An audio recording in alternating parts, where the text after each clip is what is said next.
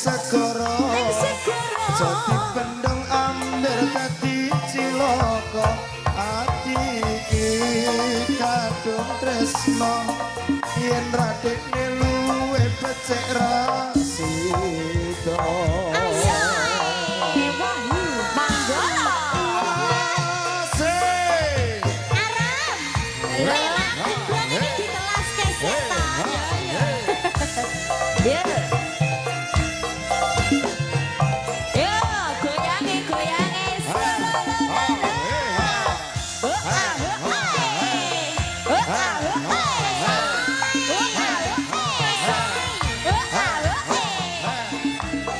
Mas Eko.